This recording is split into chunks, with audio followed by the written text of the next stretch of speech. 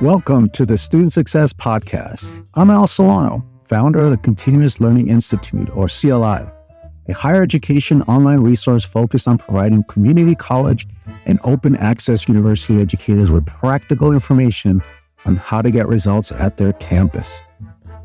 As a resource within CLI, the Student Success Podcast is focused on just that: the challenges, opportunities, failures, and successes of practices intended to improve student success and equity. The goal is to leave you with thought-provoking ideas, nuts and bolts information, and or lessons learned from the field so you can consider how you might apply them to your institutional context.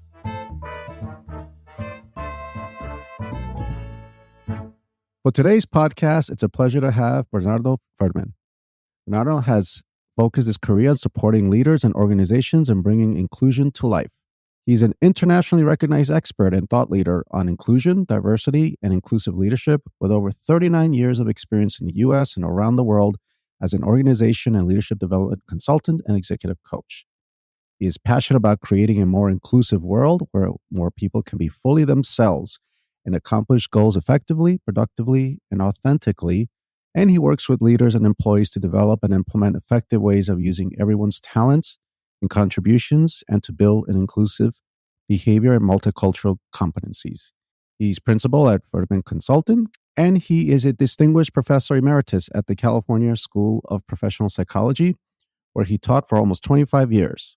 Bernardo has written extensively on inclusion and inclusive leadership, and his most recent book is Inclusive Leadership: Transforming Diverse Lives, Workplaces, and Societies. Welcome to the Student Success Podcast. Thank you. It's great to be here with you, Al. Yes, thank you. So I'd like to start all podcast episodes asking guests if they wouldn't mind sharing something beyond work, something personal, a story, a hobby, a talent. Would you share something, please? Sure. I could tell you a little bit about my background. Came to the United States from Argentina as a 7-year-old. So I like to joke that that's where I learned the Queen's English in Queens, New York. That's where I learned what it was to be a Latino. So, I've been in all kinds of minorities. I'm Jewish. So in Argentina, we're in the minority. And then in New York, a minority in two ways, in the Jewish community and outside also. That experience of adapting to the country and to learning English and different customs and has certainly affected my whole perspective and my approach to my work and even what I'm interested in. Later, when I was 11, we moved to Puerto Rico. More adaptation, a different kind of Spanish. I like to joke I'm bilingual in two kinds of Spanish. In Puerto Rico is where I learned to dance salsa and merengue at bar mitzvahs. And so people like that joke because, it's true, but it kind of made me always aware of the diversity within groups as well as between groups. And so that's really a theme in my work is really to think about both. Anyway, what I've learned, and later, moving to college, I went to Princeton University, sight unseen, from Puerto Rico, from the island. I couldn't wait to get off the island and broaden my experiences. But it was a different kind of adaptation to that kind of, what I learned over time after a lot of years of trying to assimilate and adapt and manage dealing with the differences, which is a good learning experience. But I learned that I could do better by just being myself, by really trying to ground myself in what made me me, think about my experiences and my perspectives, and think about how to add them to the mix of whatever group or situation I'm in. But that's always the challenge, right? Is how to balance both that adaptation that we must do, but also the ability to really think about who we are and what our strengths are. And when I think about education, what's it about, right? It's really to try to bring out the best in people, but also support them in really doing their best in a society, in a community, in a context. Salsa and merengue and bar mitzvahs. That's such a beautiful sight. When I got married, I didn't think it was going to be a Jewish wedding if we didn't have salsa and merengue. So. Yeah, so we have a little bit of a shared experience because I learned English, also the Queen's English in New York City, right? Right. Back in the 70s and 80s, which is a very interesting time to live there. Unfortunately, in society, there tends to be a stigma toward community colleges that they are less than, or that they're not really college, or that That's the easy route, or for people who couldn't get into these elite universities. And nothing can be further from the truth. These are really precious institutions that open their arms to students from everywhere. It's open access, no matter what your background, disability, income, right? We're going to open our arms. Now, because they do that, it does make their mission, I think, extremely difficult, because they always have to up their game. They have to think about, how can we continually improve our craft? How can we continually improve our services? Because we are serving the most vulnerable student populations out there in higher ed. And so the Student Success Podcast is to help all of those who work in community colleges and broad access institutions, to leave them with some nuts and bolts information, tools, resources that could be about the campus, how to improve it, or how to reflect on their leadership to continually improve, right? So one of the things, gosh, many of the things I appreciate about your work, I wanted to highlight. You wrote a piece in the Journal of Applied Behavioral Science on this paradox, and I was wondering if you could break that down for us, what that is, and then later on we'll talk more about application. But for now, can you kind of take us through that piece you wrote? Sure. I mean, the article is about what I call the paradoxes of inclusion, the kind of both ands that are an inherent part of inclusion. And I want to comment on a couple of things you said, if that's okay, about community colleges, just to put it in context in terms of my connection to it. I have so much respect for what community colleges do, but I understand some of the biases that are out there.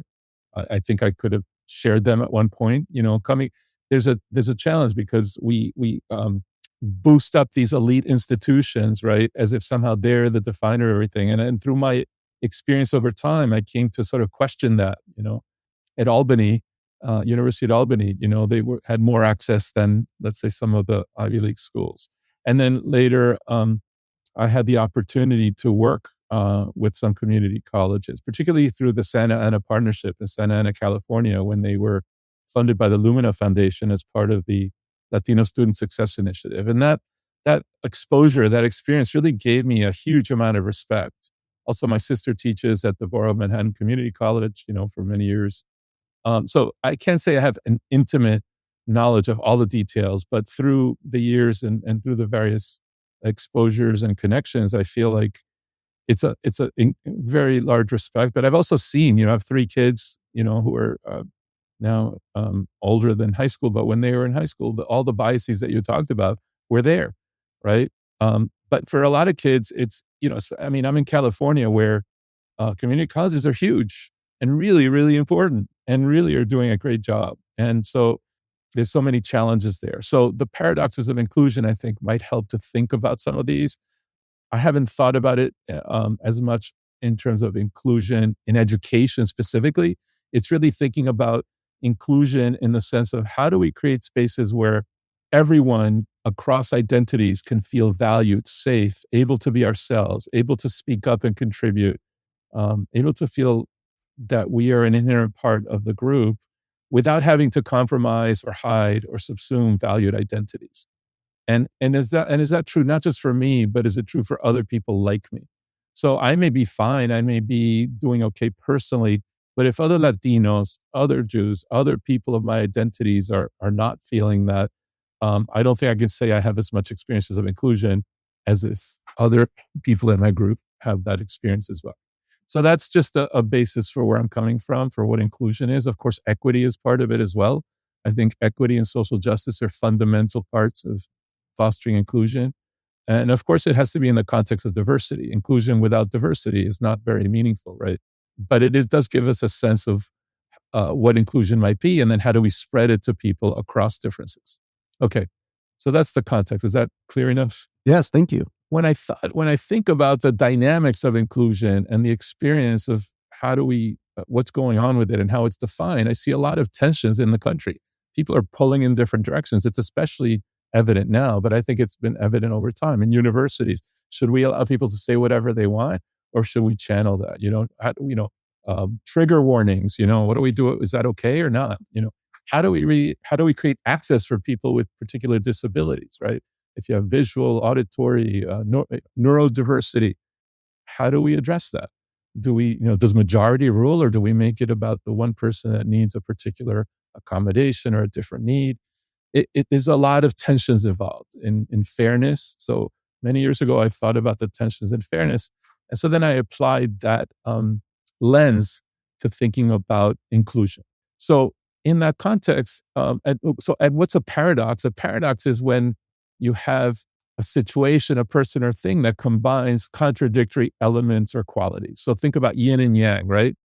The idea is that yin and yang is an inherent part of every person. These opposing masculine and feminine poles or styles or perspectives, right? That idea is how paradox works. And part of the dynamics of paradoxes are that when something is paradoxical, if you pull in one direction, if a particular side of that is highlighted, the other side will sort of take on strength as well. And then that can create some polarization, right? We can pull in opposite directions more easily. Make sense? Yeah. And maybe could provide an example of that? Let's go back to the idea of fairness, right? And the paradox of fairness with regard to whether we pay attention to people as individuals or people as members of groups, right? So we want to create equity in education or in organizations or in society. What are we looking at? How do we treat each person solely as an individual, or do we treat them as a member of a group?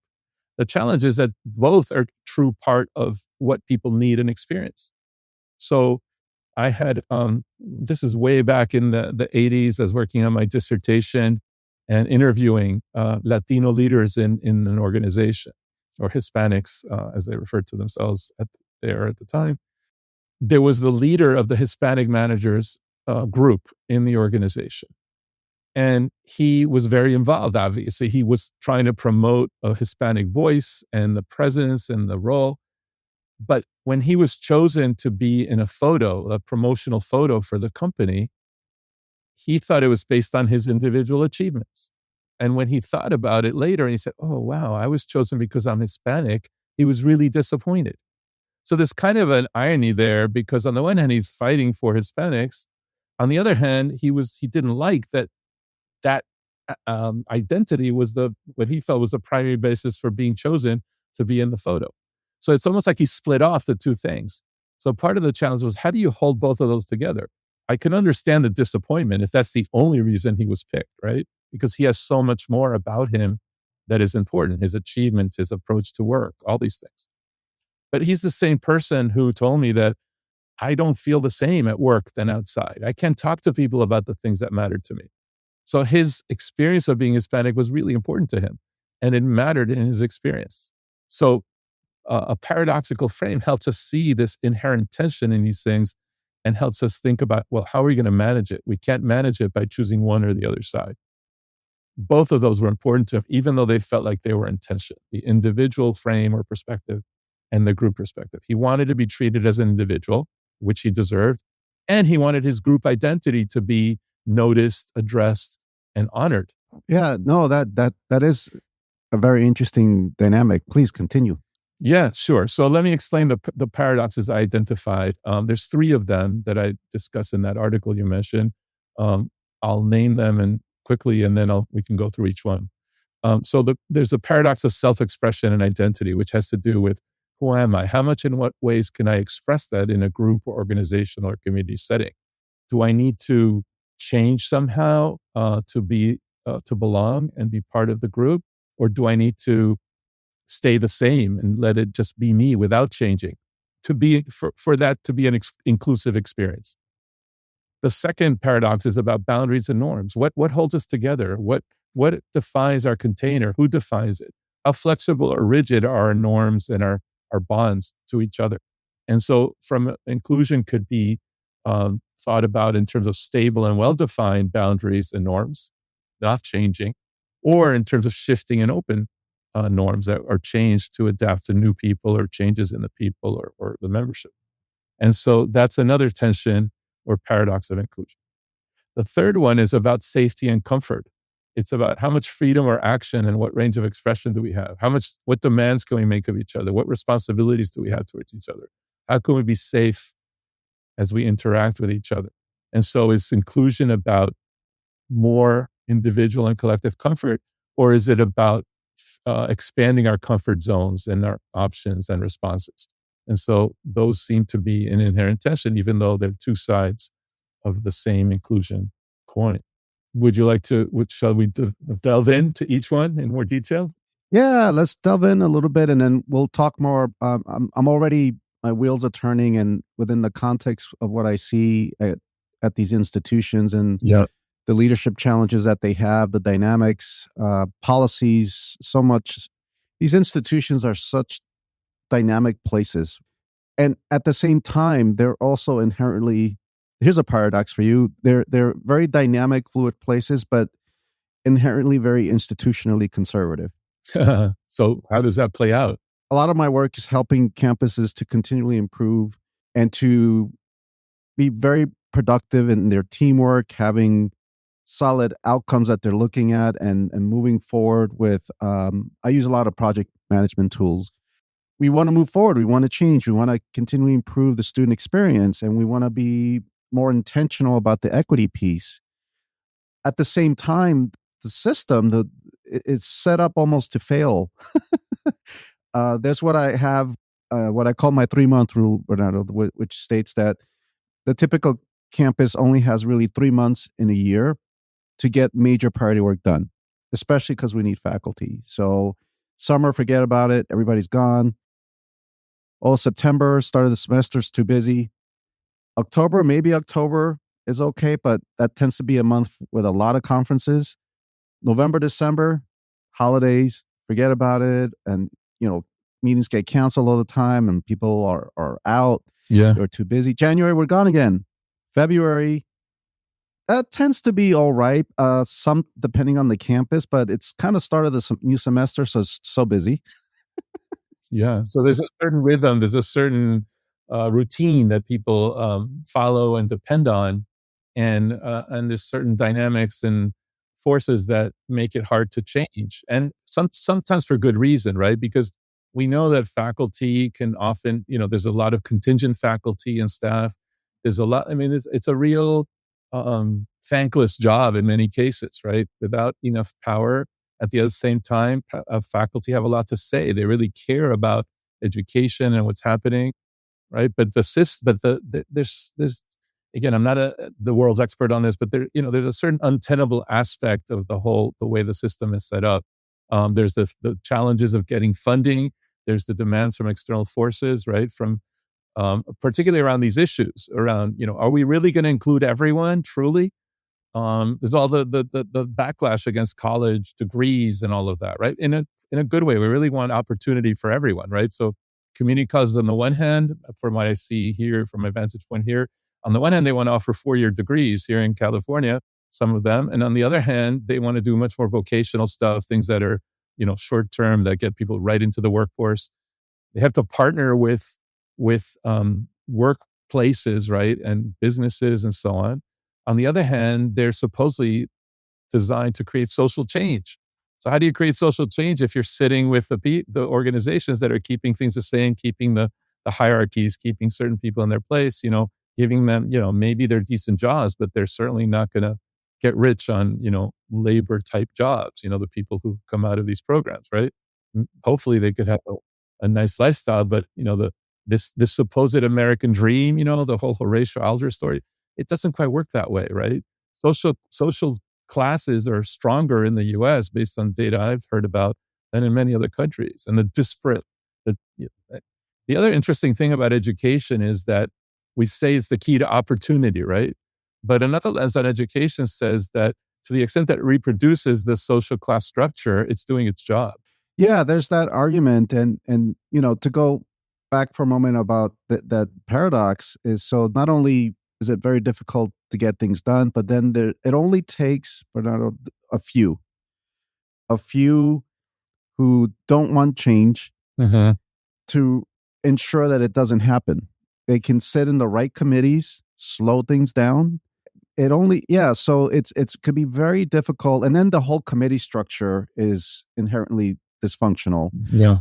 Back to your paradoxes then, as if you can dig a little deeper into each, because I think where I want to go with this is because you work with organizations, and I want you to kind of put yourself in the mindset of like, okay, let's say you're working with a group of community college or broad access institution leaders. And by leaders, I mean, and this is the thing, I think this is the beauty of these institutions, that you don't always necessarily need a title to have influence. So whether it's a cross-functional team that's looking at, we really gotta, they have a particular outcome in mind for students. Let's say it's to close equity gaps. It's a federally designated Hispanic serving institution, and we see a 20, 30-point gap between certain group of students and Latinos, and we got to do something about that completion gap, for example, right? So, but there are some cultural dynamics. There's some like the paradoxes that you started to talk about. Like, how do they begin to use your framework to kind of navigate, right, these very difficult changes that they're trying to implement? Well, thanks for the examples. Maybe you could help me. Maybe together we can think about some of the applications, implications. But those are some good examples. For example, thinking about the inclusion of Latinos in community college spaces and serving them better. That's something I did have experience with, worked on some of those issues. I also did some consulting with the National College Attainment Network on their own DEI initiatives. Anyway, the first paradox of self-expression identity, you can look at inclusion in two different ways. On the one hand, inclusion means that we can all belong and be the same, right? Have the same degree of membership and value, right? If you're a college student, if you're whatever your identity is. So we all share that identity, for example. So that's a kind of inclusion. We want the same rights. We all want to be able to be a representative of the organization. So that's one way in which inclusion is about being, I don't mean the same, identical, but I mean being the, similar in that sense, right? But on the other hand, inclusion it's grounded in distinctiveness and uniqueness, not just in belonging and absorption. Inclusion means we can all belong and be different. Right? That's another way to think about inclusion. Then those two things kind of oppose each other, right? How does that play out, right? There's manifestations of the paradox when people emphasize one or the other side. So on the one hand, some people might think something like, or say to each other, if I can just learn the rules for success, I'll be fully accepted, right? So then you have, in the examples you gave, you might have, the EOP program or programs that help people adapt to college and learn the rules, or, the English remediation classes or math remediation classes, right? And some of those things make sense. You need to know how to do writing, how to do math to succeed in certain courses, right? So that's the part around really helping people adapt. But other people might say the opposite. Like, if I want to be fully authentic to who I am, so I'm not going to ever do things their way, right? And then you have extremes of that say that, in my view, that trying to write grammatically is white supremacy. Right? To me, that's an extreme position. I would argue that you can use a position of grammar rules as a form of white supremacy, but writing grammatically by itself is not inherently supremacist in my view. Okay. But so it's a both end, right? Again. So I think when you get to the extremes, you see how this paradox manifests, right? Because one side triggers the other side, when you're polarizing, it's not helpful. Uh, so, for example, people talk about, why are they asking for special rules or special treatments? We should treat everybody the way we want to be treated, right? We know how it works. Let's just do it that way. Why are we going to have special programs for these groups? That's not fair. But that's not acknowledging the history and the reasons for the disparities. And then other people might say, if you become like us, you're going to lose your distinctive special edge. We don't want women who act like men or Latinos who are just like Anglos, right? And that can come from anyone. Right? You should maintain the difference. So a student or a person or an employee who wants to be whoever they are, maybe a person from a Latino background who doesn't speak Spanish, are we going to look down on them? or assume that they're not Latino enough. That's not fair or appropriate either, right? And that's not inclusion. So how do we honor the range of ways in which people manifest and think about their own identities and cultures? And someone else, don't be a vendido, don't be a sellout. Be true to who you are to your people. So is going to college a sellout? No, I don't think so. But so that's the manifestation, right? And then, why do we need, on the one hand, why should we treat different groups differently? On the other hand, without unique programs or opportunities for different groups, nothing's going to change. So anyway, those are the manifestations. So then the challenge is, how do you manage that? Do you want to get into how you address the particular paradoxes? Yes, that would be great. Yeah, I'll chime in a little bit because I have a couple examples, but please go ahead. Sure. So yeah, because it's one thing to think about it. The other thing is, what do we do about it, right? But I think the first step is to be aware of this tension, right? When we see ourselves or our groups highlighting one particular position and moving in that direction, it's important to think about, well, what would the opposite side be? And is that reasonable also? And under what conditions does that true? So the first step is to avoid polarizing between the two sides. So, for example, understanding that identity with the collective can allow for distinctiveness, and affirming uniqueness can strengthen a sense of authentic belonging.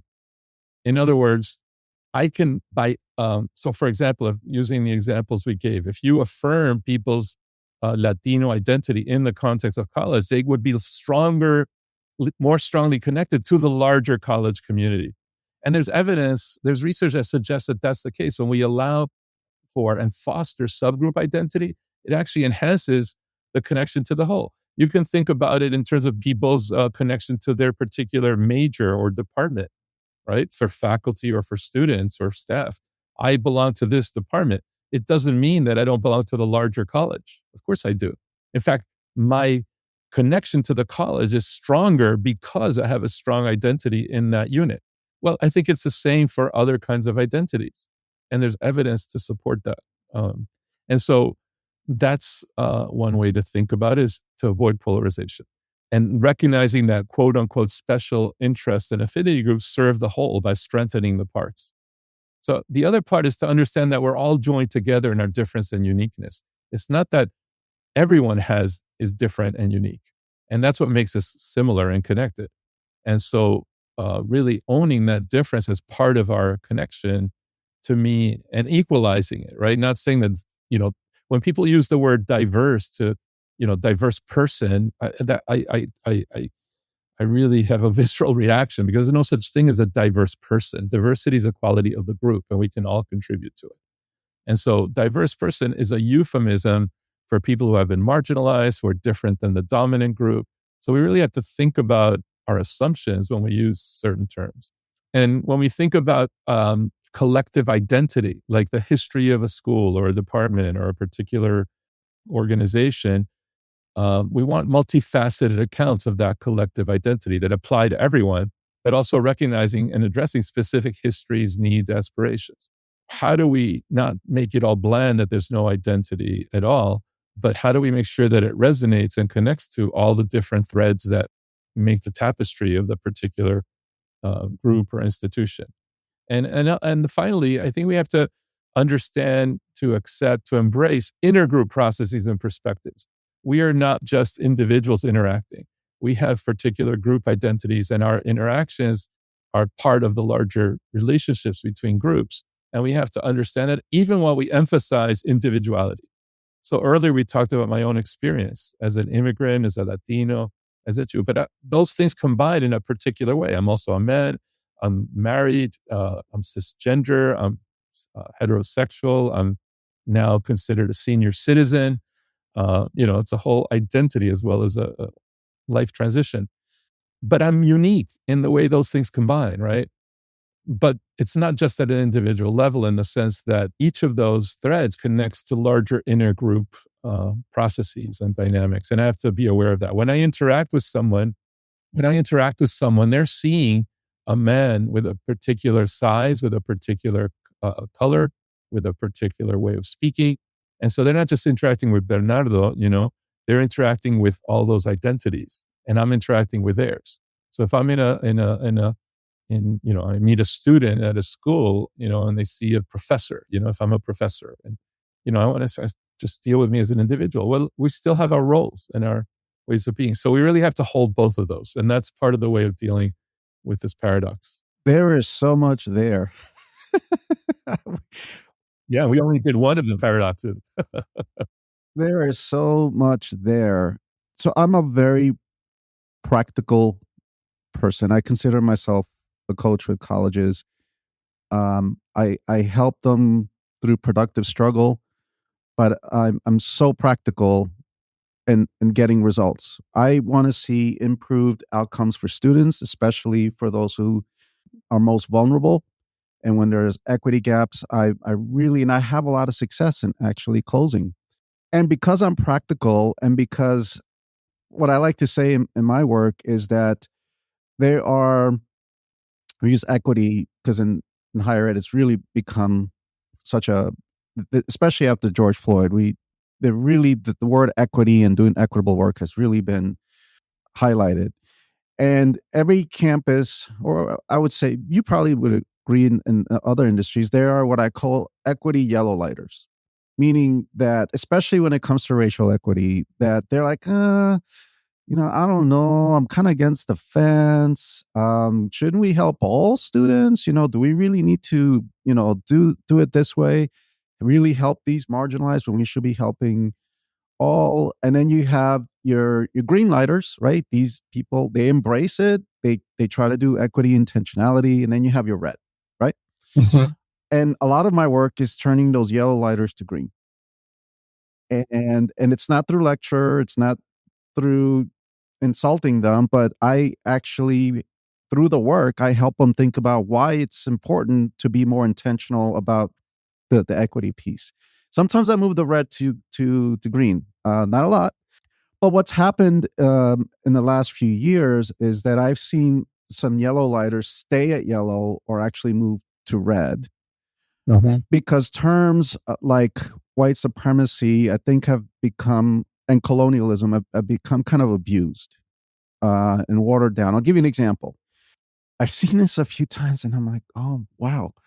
So complaining that to come to a meeting on time Mhm. and to have a structured agenda is colonialism, right?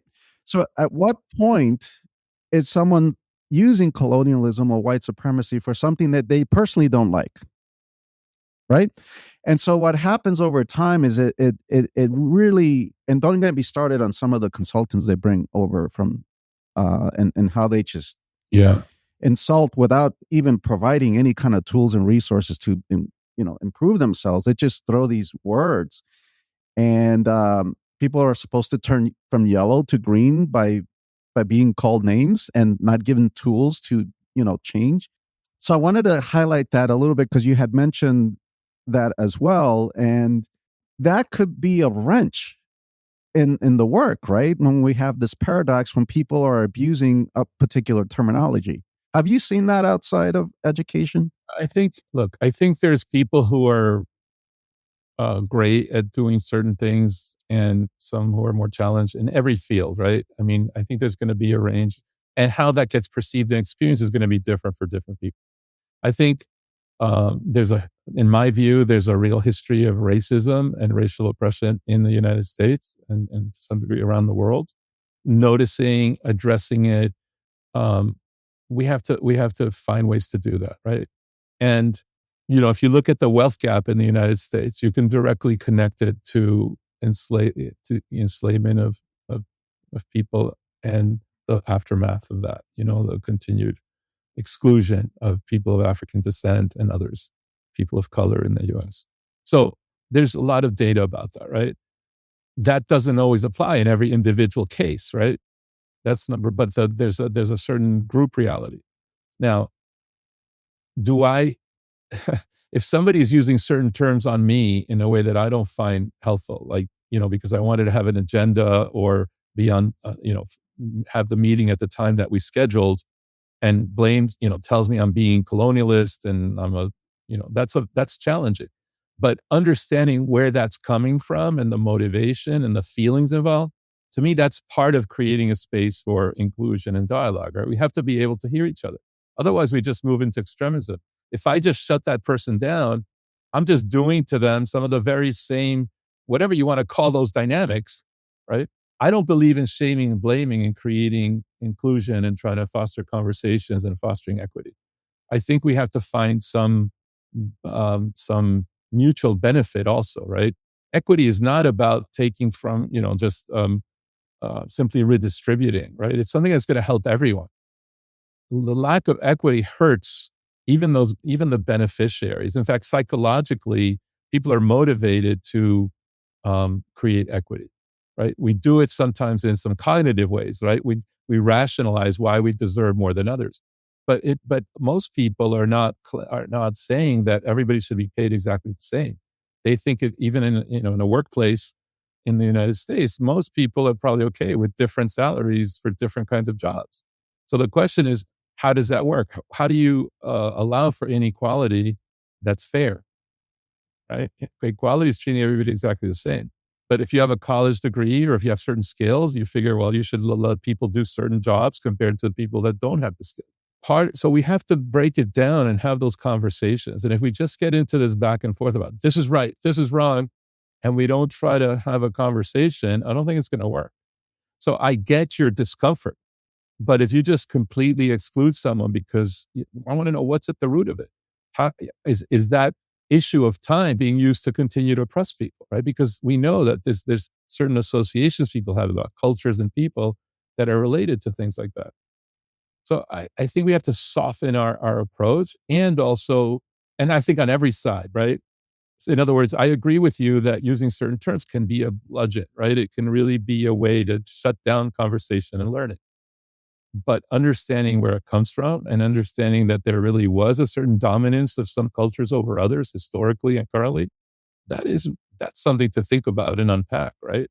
And then we can talk about where does it manifest? How does it play out in our lives? I may not have the intentions of imposing certain things on people, but I do. I felt, I was a psychology professor, right? But I felt like an English professor sometimes.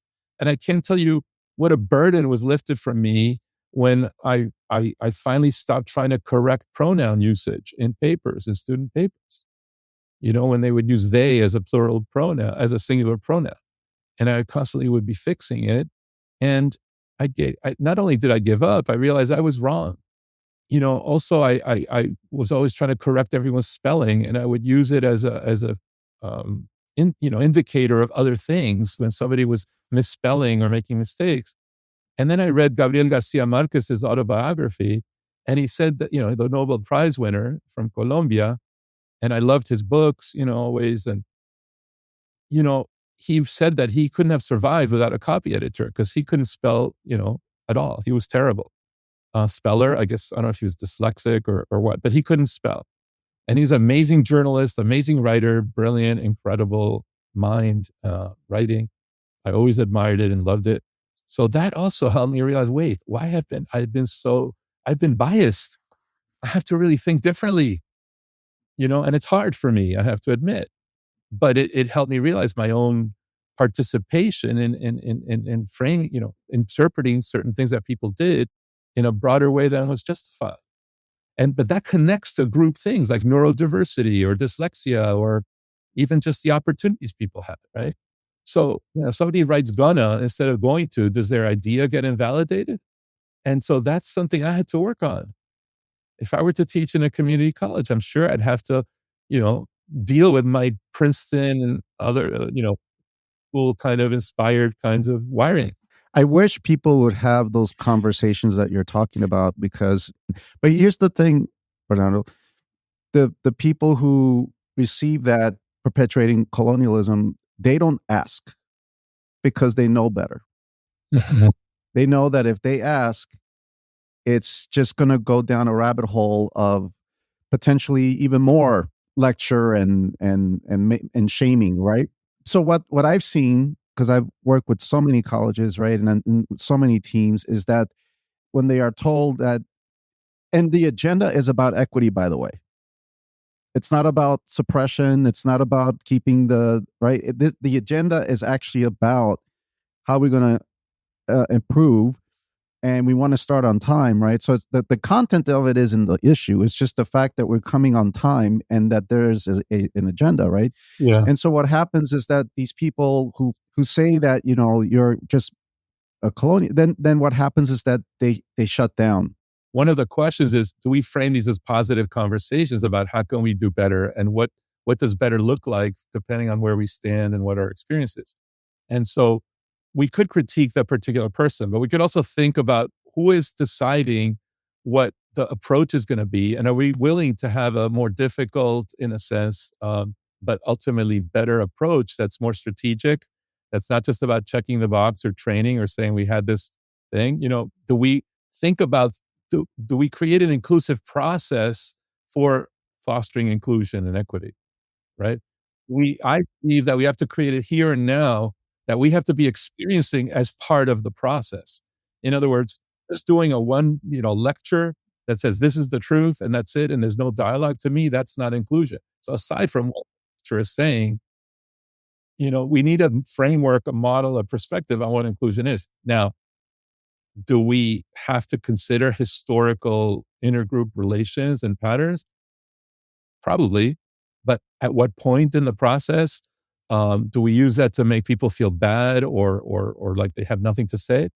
I don't think that's not what I do and what I think works. But maybe that's getting us into the next paradox, if you want. Boundaries and norms, right? It's about, on the one hand, inclusion means that we need stable and well-defined norms, right? It's only possible to have inclusion when we have boundaries, norms that are clear. Processes for regulating entry and interaction, for example. How do we talk to each other, right? We don't want all hell to break loose. We want to have ways to everybody's voice to be there. We want to have some norms and values. So in universities or organizations where you have values of inclusion, you also have ways to regulate speech, not to regulate it in a bad way, but to say, we want to have free speech, right? But we also don't want to hurt each other, right? If the speech it results in people feeling like they're less than or don't belong or stereotyped or harassed, we want to do something about that, right? And I know there's debates about where that line is, but the point is we need some kind of regulation of some sort, right? If teachers bully students, obviously that's not okay, right? So we need some norms, right? We need to know, like, okay, you shouldn't misgender your students, for example, if you want to be trans inclusive in a school or organization. So those are just some examples of why it's necessary. We need also for inclusion, you need to define a safe container. What is it that you're including people into? If it's like totally fuzzy and we don't know what the space, organization, or unit is, what does inclusion even mean? And also, we should have norms of inclusion that are consistent and passed on, that help us understand what is like when you think about civil society, right? I mean, I think about the US Constitution, I think about laws and regulations, right? Otherwise, there's anarchy, and I'm not sure that's a way to have inclusion, under anarchy. So that's one side. But the other side says, okay, for inclusion, we need to have boundaries and norms that are shifting and open. We can only have inclusion when we re-examine and co-construct our norms and boundaries in light of who the current members are and what the current conditions are and what prospective members are. We also need a permeable, flexible container for inclusion. We need to be able to add other people to create more difference and notice the difference. And we need to change the norms of inclusion as members and needs change. So this back to this example we were using, which I don't know how far it can go, but this idea of timeliness, for example. What does that mean? What flexibility do we have for different people? I mean, I think about, the rules around handing a paper in on time. Well, what kind of flexibility is there, right? If you have students that are going through food insecurity or are sleeping in their car or have other home challenges, right? Or taking care of their parents who don't speak English or something like that, and helping them navigate the social, whatever. Can I be flexible as a professor or as an institution? Probably I should be if I want to be more equitable and more inclusive, right? On the other hand, if you just say whatever, whenever, is that really the kind of institution or situation you want to have? Probably not. So how do you negotiate that together with the voice from the people who are affected, right? So that's, I think, moving in the direction of thinking about how you manage the paradox. It's a both and. So you have to both recognize and own it, right? We have internal ambivalence about boundaries and norms, even individually, right? On the one hand, we need that structure and that predictability. On the other hand, many of us might chafe at certain restrictions. So back to your example about complaining about timeliness and so on and agendas, then the question, there's probably an underlying question, like who defines the agenda, right? It's not, maybe that's a way to protest against the idea that we can say, when people say in a conversation, well, for the sake of time, let's move on. What are we suppressing, right? So I'm trying to see the commitment, the need that's underneath this thing that feels wrong, right? Yeah, and really quickly, just to let you know, because I work about 60% of, well, almost 70% of my work is with faculty. We have moved from, because there's some really bad antiquated practices where faculty were literally closing their doors to the classroom when they started, right? And this is a community of students who work 3 jobs, single moms, single parents, right? And so that's extreme. And so we worked a lot on syllabi and policies and how we can be more flexible. Yeah. But there's different levels of flexibility. And what we found in doing this work the last few years is that when we go too far into flexibility, students are telling us, I need a little bit of accountability. I need a little bit of structure, right? So there's kind of this middle ground, and it varies by faculty. But at the end of the day, they're handling more. They're more flexible, and they're handling more on a case by case basis, right? There's kind of some middle ground. So I just wanted to mention that because it's been a learning experience for faculty to move away from such a strict way to too much flexibility, which students were saying, wait a second, right? So they're learning how to kind of that middle ground. Yeah, and it's challenging. It's hard sometimes to have this both end of these two opposites. Sometimes it's a way to deal with anxiety and with insecurity when you say, this is the rule, take it or leave it, too bad. But then it's not going to be helpful for some of these challenges of inclusion and equity. So it's just, no, I make no exceptions for anything. Well, are you sure that you would never want an exception for something? What if one of your family members dies and you can't go teach that day? Do you really want to do that to yourself? So, part of the challenge is finding where is that space for some learning and dialogue and flexibility, but also, as you pointed out, what are the needs for structure and boundaries? And I think part of that is to co-construct, right? To co-construct the norms and processes for inclusion with clear parameters and hold each other accountable. Instead of just assuming that my movie of the rules is your movie. It's let's talk about it and make sure that we agree and then remind ourselves. When I taught a course on diversity for many, many years, we used to co-create the norms for the semester. One of them was always confidentiality. And it's interesting, or others like that. It's interesting because what the norms did, it's not that people would never break them, but it created a collective space, a collective opportunity to talk about what people might have perceived as possible violations. Right? It wasn't just like, oh, I just want to bring this up as an individual. It's a collective need and imperative to have that conversation. And we would make space for that in each session, is to remind ourselves of what the norms were and allow for anyone to say, what else do I need today? So it's really a human process of checking in around the process. Other ways to manage this paradox is to engage across differences in the spirit of learning and possibility, that we should expect to engage across different approaches for engaging across differences, right? People have different views about these things, about the need for flexibility versus structure and rules. We have to understand that inclusion implies both loosening boundaries and at the same time enhancing them. Right? If for new and different people to feel included, the overall category has to be clear, but at the same time has to be redefined. Like, what's an American? When my kids, who are all born in the US, say, they refer to Americans as, they refer to Anglos as Americans, I say, no, you're American, right? Because American is everyone, right? American can be all these different. So what's a college student? I think we need to broaden some of these ideas. And also, inclusion doesn't mean the absence of limits or that anything goes or that you can question every possible thing, right? So we still have to understand, what are those boundaries? What do we mean by inclusion in this particular time with this particular group? We also have to create and use rules for dissent and rule breaking. What are the rules for rule breaking? Which is kind of paradoxical in itself. And we have to have a collective definition of the boundary of the unit, of the collective, based on shared values, but also hold space for divergent values. So in a university or a college, a learning space, I think that's particularly important, right? What is the collective value, but understand that some people may not share it in the same way or mean the same thing by it. Yeah, the last thing I would say about this is that we have to work with those who are present.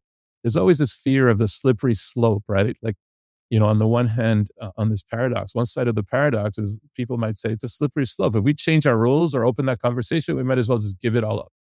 But, we have to work with who's there. But we also have to make space for newcomers and their possible dissent or discomfort or a need to change our assumptions. So, we're recording an audio podcast. How do we make it adaptable to someone who has a hearing disability, right?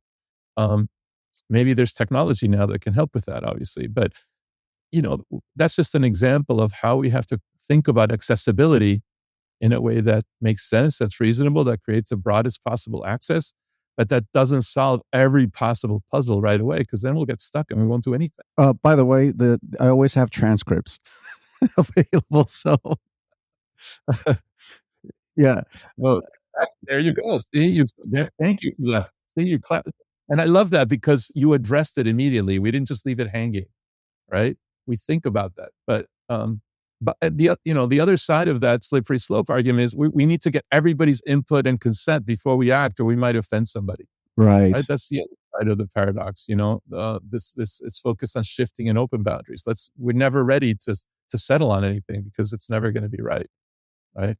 Or we didn't create the system. It's not ours or appropriate for us. Why should we follow their principles and practices for engagement? Right? Well, okay, so what would you like to do? Right? But somebody else might say, what are they going to ask for next? Nothing's familiar anymore. I have to walk on eggshells all the time. It's like let's just follow the rules. These paradoxes, I think what you've done, in my view, is to give us some language and a framework. I'm going to have it on the show notes. I'm going to have a picture of that diagram. It's another way to really think about the challenges. We kind of know this in our head a little bit. We experience it all the time. Especially, I see campus leaders dealing with these paradoxes, but you put them in words. You gave it language. And I'm wondering, Bernardo, as we wrap up here, I'm just thinking out loud here. So would something practical be, obviously it'd be great if they can have you come over and you can consult with them to break this down and help them, apply this. But like me, I think you're kind of a one-person show. And so you can only get so many people that you can help. But for those that you can't reach, something at the very least that they can do, can they take your paradox sheet and use it either as a self-reflecting kind of worksheet where they answer your questions for each of the paradoxes? Mm-hmm. And or do you feel like that's something that a team could use, like an executive team at a college, or even, I got to tell you, some of the most dysfunctional, and because I love faculty, I work with them all the time, but they're even the ones who tell me, oh shit, Al, our academic senate meetings are a hot mess. And I think they're dealing with a lot of these paradoxes that you're talking about, right? So is it good to kind of use that in a team setting too? What's your guidance on using this, your framework, if you will? Well, I think you pointed to some of the ways, I think. First of all, I work on my own, but I also partner with other people, just to be clear about that. Oh, thank you for clarifying that. Yeah.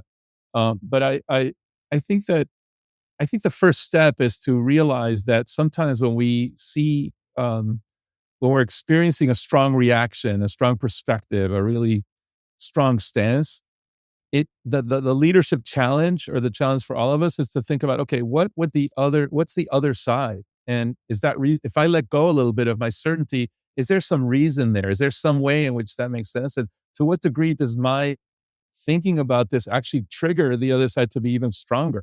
And that's a clue that maybe there's a kind of paradoxical relationship between these things. We didn't get into the last point about safety and comfort, and I'll use that as an example, right? Inclusion on the one hand is about making everyone comfortable. On the other hand, as my father used to say, stretching my arms to be, comfortable. My zone of ease of stretching out ends at the other person's nose, right?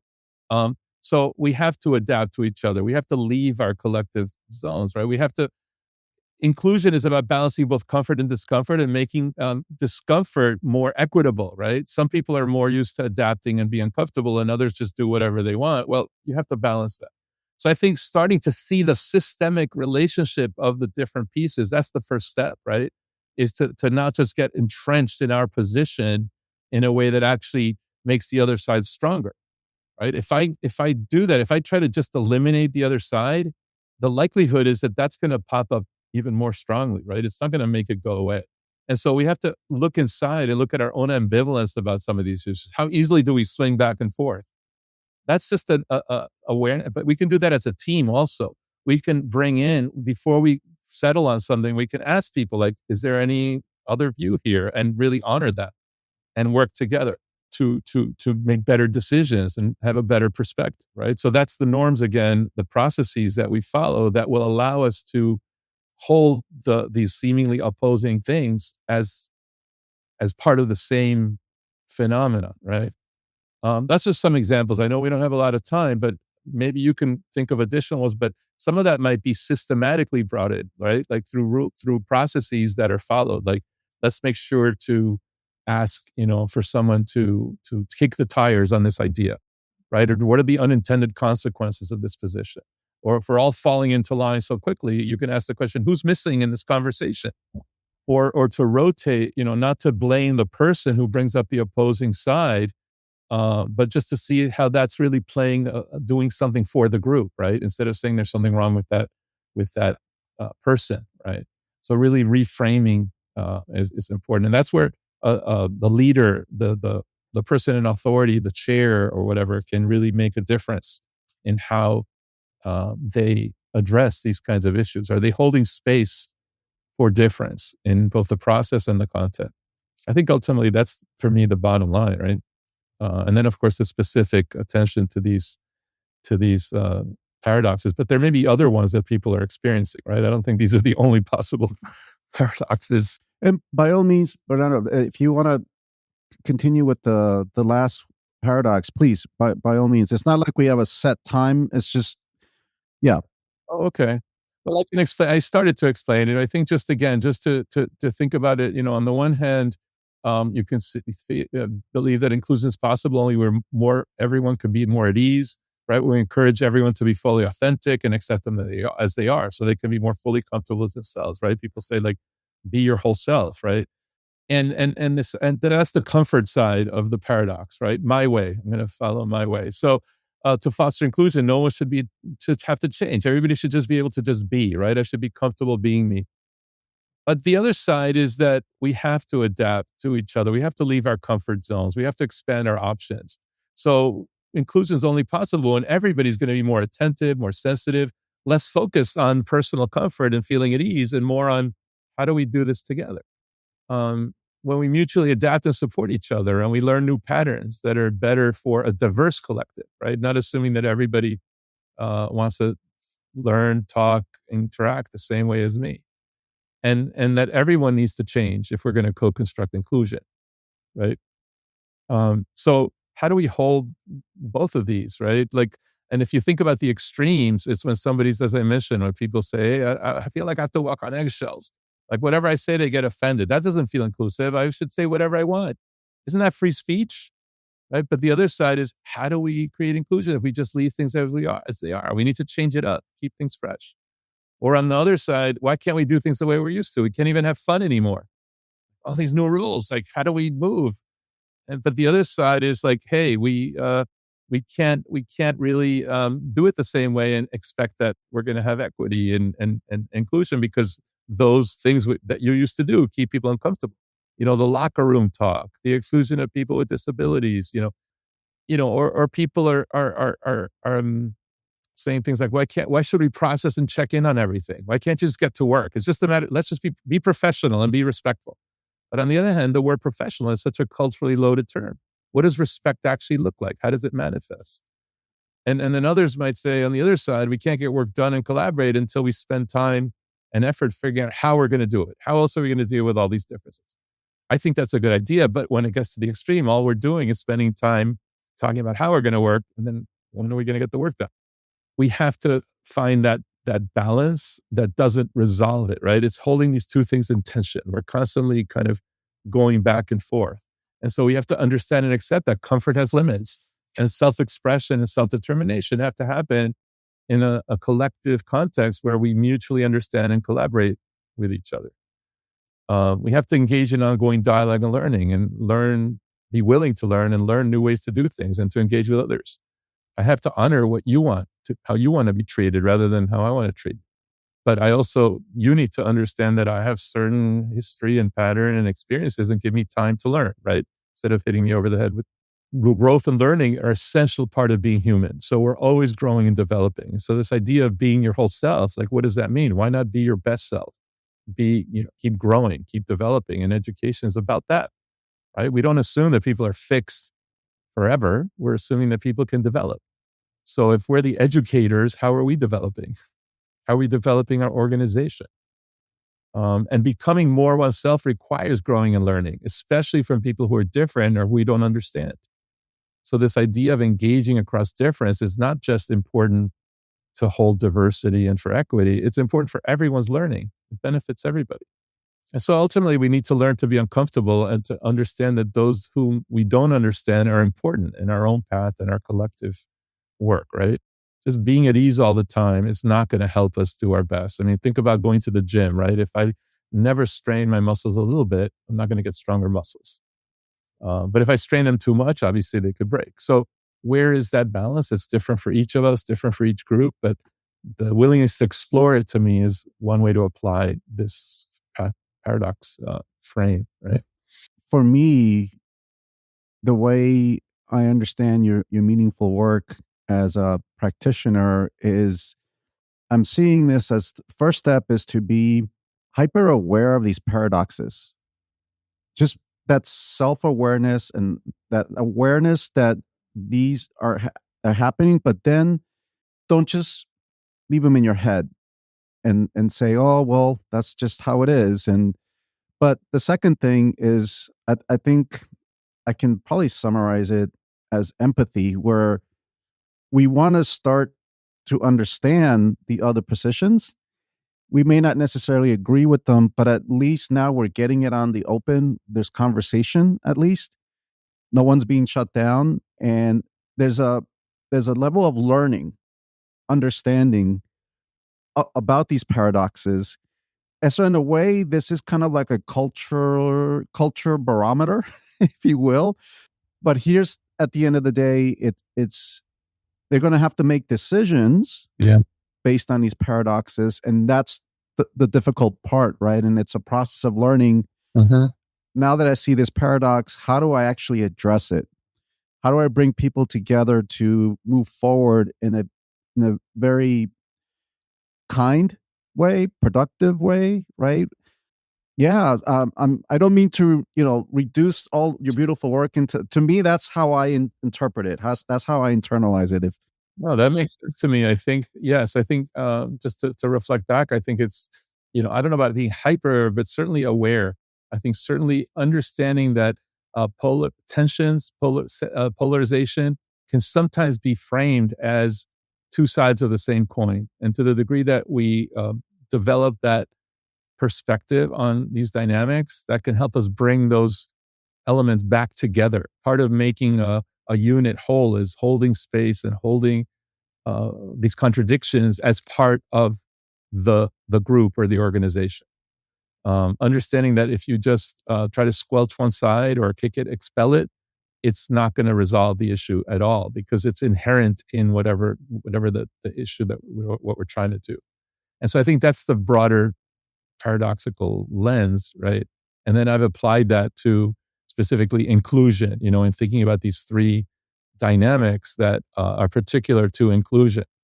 But I think if you apply this more broadly, I think it can be really helpful when you think about what's the both and in the situation. The both and with two things that seem opposed to each other and feel contradictory. and yet are two parts of the same phenomenon or situation or thing. And my last question, Bernardo, is if people want to connect with you and want they need your help, I can put your website there. But is there anything else they need to know about how to contact you? And is there a process to this? Yeah, well, I think I'm on LinkedIn for sure. I'm easily found on LinkedIn. I'm also, like you mentioned, my website, ferdmanconsulting.com, and I have a contact form there. So it's pretty easy to reach me there. And otherwise people can look up, can probably find my email somewhere. But I think those two first ones are easy. I'd love to hear from your audience and see how they're thinking about these issues and how they're applying it. Community colleges in particular are so important. So I do hope that there's some nuggets that will be helpful in making them even stronger and better. Thank you so much for your meaningful work, Bernardo. It's such a pleasure to talk with you, to learn from you. Thank you so much for participating in the Student Success Podcast. Thank you. Thanks for this opportunity. And thanks for your work, Al.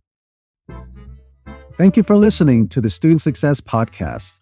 Each episode has show notes, which include helpful links and necessary follow-up information to help you get results. Please consider subscribing to the Continuous Learning Institute website. There are no advertisements. It's simply updates about articles, tools, resources, podcasts, etc., all tailored for you, the practitioner. Thank you.